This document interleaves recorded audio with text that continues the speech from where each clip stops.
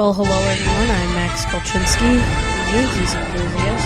Today, Super Bowl Sunday, February 6, 2011, and I'm giving you a sneak peek of my first episode of Yankees Enthusiast on Yexi, including my special interview with WFAN 660's Joe Benigno from the Joe and Evan show, the midday show, on WFAN 660 from 6 to 1. Let's get in the interview. Since the Super Bowl is tonight, who do you pick to win? I actually like the Steelers in this game. I really do. I know Green Bay's favored, and all that, and everybody loves the general consensus is most people love the Packers, but I just like Pittsburgh in this kind of game. I think both defenses are going to play well. I think it's going to be a low-scoring game, and I think at the end of the day, it'll be Roethlisberger making the plays he has to make to win. So I would say 2017 Pittsburgh, something like that. And what are you looking for in Aaron Rodgers? Do you think he'll have another good playoff game? I don't know. I don't think they're going to score a lot of points today. I think they're going to do a good job against Rodgers. I think they get some pressure on him. He can run a little bit. He can make plays out of the pocket too. But they're going to try to spread him out. I don't think they'll be able to run on him. I know James Starks has really looked good running the ball for Green Bay in the playoffs, but I don't see nobody really runs on Pittsburgh. So I don't think that they'll be able to do that. I think both quarterbacks will struggle a little bit against the two defenses, but I think at the end it'll be Roethlisberger making the big plays. That's fair to say. All right. Well, I have a big Jets question. I think I'm not exactly sure if anyone has asked you on your show on WFAN 660 with Evan Roberts, the midday show from 10 to 1. The Jets have three big free agents that they need to re-sign. You have San Antonio Holmes, Braylon Edwards, and Antonio Cromartie. Who of the three do you think the Jets will re-sign, and who do you think deserves to be re-signed?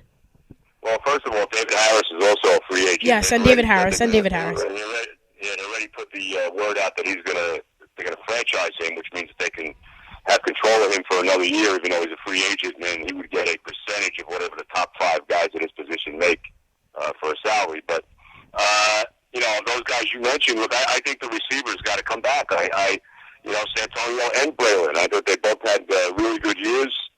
All the big plays Holmes made, he did have yes, some big definitely. too. Definitely Holmes over. I definitely. Edwards was good, man. Yeah. Braylon had a big year. He made a lot of big plays for the Jets this year, Braylon. Very true. And Cromartie, he didn't have a great year, in my opinion. Do you think he has any chance of coming back next year? Well, I think they want to bring him all back. I really do. I don't know. I mean, if I had to go with those three guys and only two of them, I would take the two receivers. And like I said, Harris is already they're gonna franchise him anyway. So, we'll see. But we got to see what happens with this collective bargaining agreement as well. They're up this labor issue that the NFL has right now. Definitely. And I met yesterday the two sides only for a couple hours. And the way Goodell's talking is he wants to get this done before March 4th, which is when it expires. So we'll see. But that's also something that puts all this signing stuff up in the air a little bit for free agents. Yeah, that's definitely true. I didn't mention Harris because I heard about the franchising. But a follow-up on the CBA talk, do you think it's better for the NFL, for the owners and for Commissioner Goodell if they don't even have a season but they wind up getting what they want? Do you think it's really going to help them? I don't think that's going to happen. I really don't. I think that they realize, how big the NFL is and how much money this league makes and how popular the league is and all of that. And it's never been more popular than it is now. The ratings are through the roof. I can only imagine what the ratings are going to be for this game tonight. I'm sure it's just going to be ridiculous nationally. So I don't think they want to see a situation where there's no season. I don't think it benefits anybody in the long run. I really don't. Even though the owners will still get the money from the TV networks, whether they play the games or not. But I just don't think that's going to happen. I think that there will be a season. Now we'll see how much of training camps and this type of thing it affects. Let's hope it doesn't affect any of it. But I just can't believe that the owners and the commissioner and everybody is stupid enough to allow something like that to happen. I don't think so. Yeah, I agree with you on that one. I mean, personally, I think there might be. I don't think there will be a preseason though. I think it's going to carry on until the season starts, in my opinion. But let's hope not. You know, Yeah. I lived through two of these already, and I don't want to see another one. You know, it's been a long time. 1987 was the last one when Yeah, they definitely. actually had replacement players for 3 games, and that was brutal. And they actually counted those games. Yeah. So, but then of course 1982 as well, and they only played 9 games that year. But well, let's hope that doesn't happen. Wouldn't want to see no NFL. There's nothing. There could be nothing worse than that. Yeah, nobody would want that. And now I have a Giants question. You see the Giants past few years, not the best drafting, not the best signings. You see Plaxico now being released from prison. There are people saying that maybe the Giants will give him another shot. I don't really think so. But the main idea is, what do the Giants need to do to get back into competitive play next year? Because this year was really embarrassing.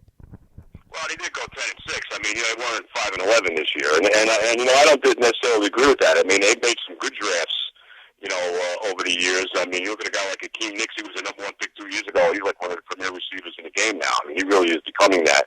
You know, they've done a pretty good job overall with that, the Giants. The Giants need to stop beating themselves. You know, the Giants killed themselves this year. They turned the ball over 1,000,000 times. Yeah. You know, they had the Division One. You know, they had a 21-point lead on the Eagles with 7 minutes to go. Oh, don't remind me of that. Well, I mean, you know, and then they wound up blowing that game. I mean, you can't do those kind of things. You can't turn the ball over like they turned it over. You can't make the kind of penalties and mistakes that the Giants really made all year to really kill them, because the Giants have as much talent as anybody. I mean, there's signs during this season when, you know, you thought they were the best team in football. You know, the quarterback is good. You know, he does tend to turn it over too much, but, you know, a lot of that was on his receivers, on balls bouncing off their hands. But, you know, even with that, you know, you still got a very good group of receivers, you know, with Nixon, with Smith, and with Manningham. You know, the offensive line's getting a little low. They're going to have to start making some moves in that area.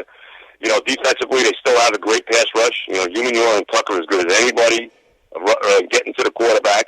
You know, hopefully they'll have Kiwanuka back next year. I think their secondary is pretty solid. I really do. You know, Antrell had a good year. Kenny Phillips is good. Yeah.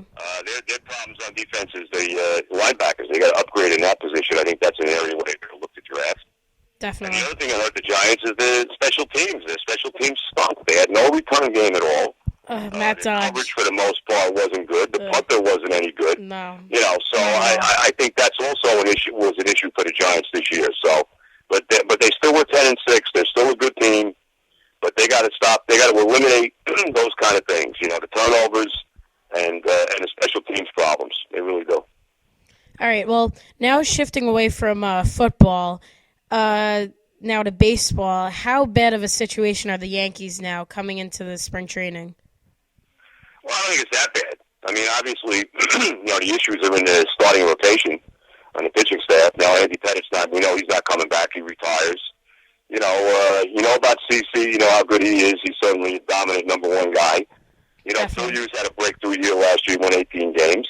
And we'll see about Burnett. You know, Burnett's a big key. You know, what kind of year is he going to have? And in the back end of the rotation, I mean, who knows? Is it Bartolo Colon, Freddie Garcia, who they signed, to minor league contracts? Yeah, Pryor also. Trey, is he going to be there? Ivan Nova? You know, who knows? The bottom line on the Yankees is they're still going to win their 90-plus games. You know, they still have, offensively, they're still loaded. You know, I mean, with Teixeira and Cano and, you know, and A-Rod and Granderson and Jeter. You know, he didn't have a great year last year, but still, Gardner still is a good player. You know, they still got a lot of firepower. Nick Swisher hit 29 homers last year. You know, they're going to score runs. I mean, there's no doubt. There's no doubt about that. So they're still going to be a good team.